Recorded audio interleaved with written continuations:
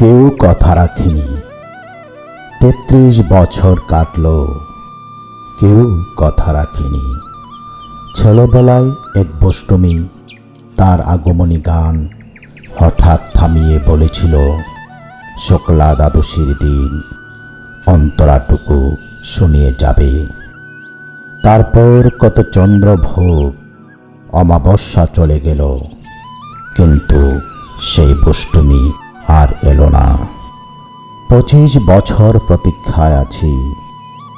মামাবাড়ির মাঝি নাদের আলী বলেছিল, বড় দাদা ঠাকুর, তোমাকে আমি ৩ প্রহরের বিল দেখাতে নিয়ে যাব।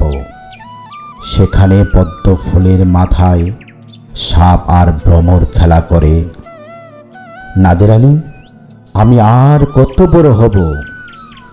আমার মাথায় এই ঘরের ছাদ ভরে আকাশ স্পর্শ করলে তারপর তুমি আমায় ৩ প্রহরের বিল দেখাবে? একটাও রয়েল গুলি কিনতে পারিনি কখনো। লাঠি লজেন্স দেখিয়ে দেখিয়ে চুষেছে লস্কর বাড়ির ছেলেরা। ভিখারির মতন চৌধুরীদের গেইটে দাঁড়িয়ে দেখেছি ভিতরে রাস উৎসব। অবিরল রঙের ধারার মধ্যে সুবর্ণ কঙ্কণ পরা ফর্সা রমণীরা কত রকম আমোদে হেসেছে। আমার দিকে তারা ফিরেও চায়নি। বাবা আমার কাঁধ ছুঁয়ে বলেছিলেন, দেখিস একদিন আমরাও। বাবা এখন অন্ধ, আমাদের দেখা হয়নি কিছুই। সেই রয়েলগুলি, সেই লাঠি লজেন্স, সে রাস উৎসব আমায় কেউ ফিরিয়ে দেবে না। বুকের মধ্যে সুগন্ধি রুমাল রেখে বরুণা বলেছিল, যেদিন আমায় তুমি সত্যিকারের ভালোবাসবে সেদিন আমার বুকেও এরকম আতরের গন্ধ হবে।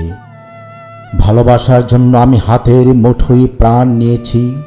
দুরন্ত ষাঁড়ের চোখে বেঁধেছি লাল কাপড়।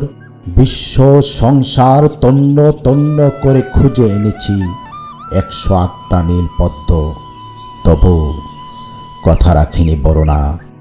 এখন তার বুকে শুধুই মাংসের গন্ধ। এখনো সে যে কোনো নারী। কেউ কথা রাখেনি। ৩৩ বছর কাটল, কেউ কথা রাখে না।